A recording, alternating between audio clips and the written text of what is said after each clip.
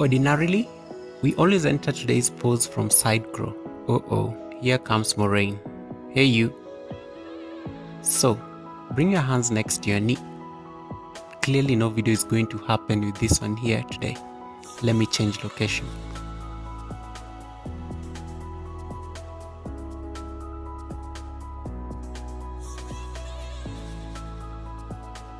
Let's do this.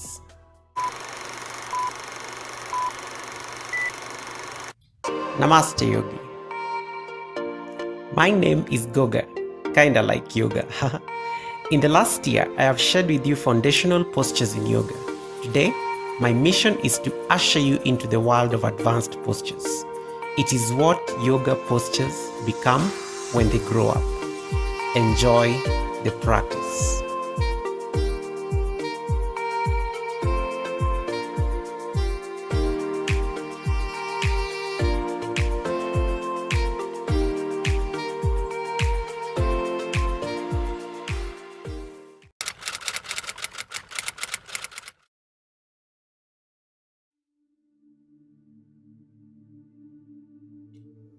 Ekapada Koundinyasana A or 1 is one of two advanced arm balancing postures dedicated to Koundinya, a sage who lived in the 6th century.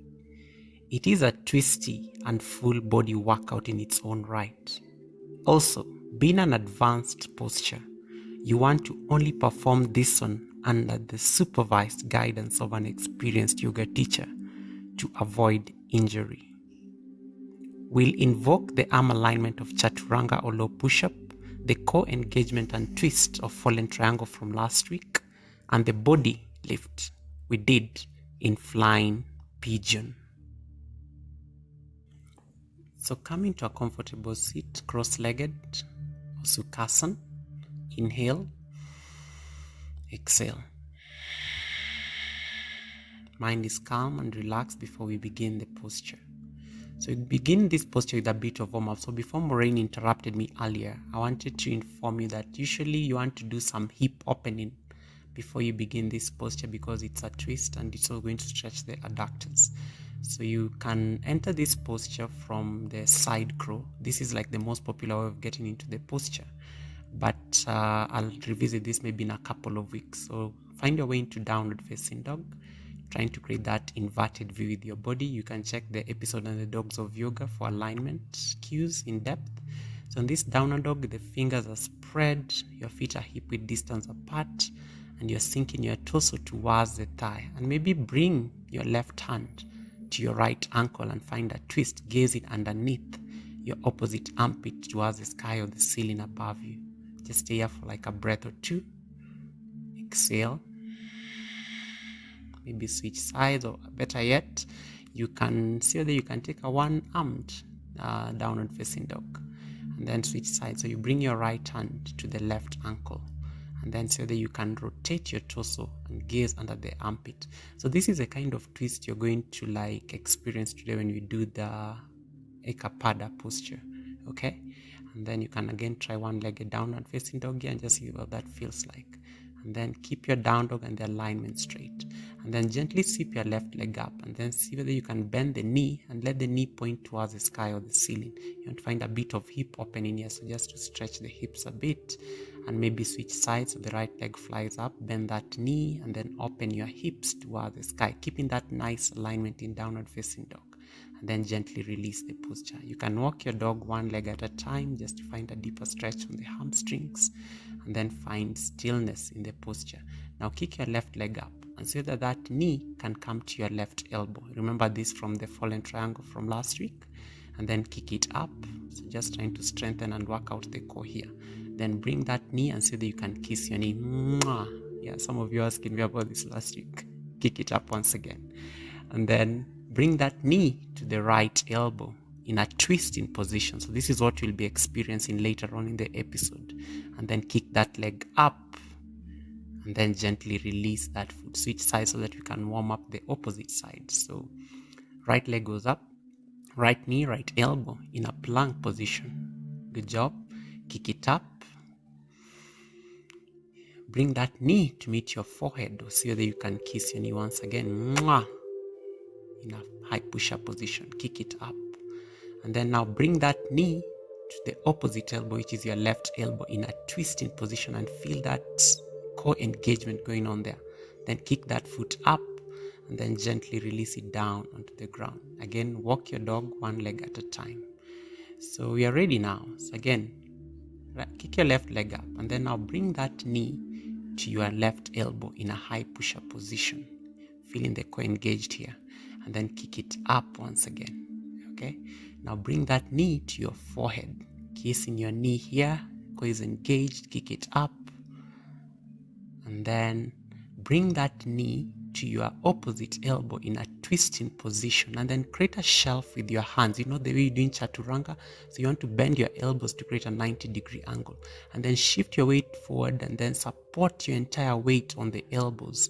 And naturally, when you shift your weight forward, you'll realize you can easily fly because you're able to lift. If this is too much, feel free to keep your back foot down on the ground. You only want to do this when you have the strength, to be able to bring both feet up. And then I'll work on straightening the feet once you're up. Again, your weight is being lifted using the strength of your elbows and your core here so that you don't plant your face down on the ground, okay? And then stay up for about 5 to 6 deep Ujjayi breaths. Inhale and exhale. And then gently trying to find stillness in the posture. Every inhale, you're trying to engage that core even better. And then gently see whether you can release the posture by coming into downward facing dog. That's the most graceful way of coming out of it. The other option will be to go hard and just jump into chaturanga. Chaturanga dandasana, or the low push-up. And then take upward facing dog and then downward facing dog. Again, finding that nice alignment of the inverted V in your body. And then just stay here for a moment. Walk that dog one at a time. Just be able to release any stress on the feet, preparation for the left side. And then gently take child's pose. Yeah, so we normally take child's pose just to rest a bit before we move to the next side. So you want to just take, a moment here just to reset before we move on to the next side. The reason you have to do 2 sides, of course, is because you always want to find balance on both sides of your body. And then once you're ready, find your way back into downward facing dog. Again, find that alignment of the inverted V. And then when you're ready, the right leg now flies up. Bring that knee to meet your right elbow in a high push-up position. Okay? And then kick it up with an inhale. Stretch. With an exhale so that you can kiss your knee. Mwah! Here, just engage in the core here. Your forehead. Kick that foot up. On the next exhale, bring it to your opposite elbow, which is your left elbow. And then so that you can plant that knee on the elbow, create a shelf with your hands like in chaturanga arms. Shift your weight entirely forward until your feet are able to lift off the ground and come into the one-legged arm balancing posture. Ekapada Koundinyasana 1. Whew. Quite tough on the core here. And then stay here for about 5 to 6 breaths. It will be wobbly at first, but once you get your balance, you want to now find stillness in the posture. The beauty of this posture, is like it's a posture of grace, and you want to achieve that. So make sure you're not struggling or suffering through it. You want to just feel that you can find stillness in it. Your 5 to 6 breaths are running now, keeping those nice arms 90 degrees, core is engaged, and see whether you can straighten both feet. And then gently release by coming into downward facing dog, the graceful down dog. Otherwise, go hard and jump into chaturanga, low push-up. Okay? And then take upward facing dog, and then downward facing dog. Whew. Then gently find your alignment once again. And then once you're ready, you can walk your leg one at a time. Just be able to find that stretch, catch your breath there for a moment, and then take child's pose. Again, we take child's pose not because we are tired. We take child's pose just to reset after putting in the work. And just relax here for about 6 breaths. Feel free to rotate your wrists just to release any sensations that you may be feeling, because this posture is quite intense on the hands, the shoulders, and the wrists. And then we just do a quick recap on how to get into the posture. So again, I started with the left right foot. Bring it to meet the opposite elbow, and then find a twist so that you can be able to lift that entire weight up. It's okay to leave your back foot down on the ground in case it's too much, okay? And then stay here for your 5 to 6 breaths. Then gently release and then switch sides. Again, opposite knee comes to the other elbow. So it's my left elbow now. And then so that you can shift that entire weight fully forward until you're able to lift your entire body off the ground while still maintaining the twist in the body. And then gently release that posture. Slowly come out of child's pose and find your way into Vajrasana, the hero's posture. Stay here for a moment. Catch our breath just to recenter. Take one last deep breath in through the nose. Exhale. Hands to heart center. Namaste.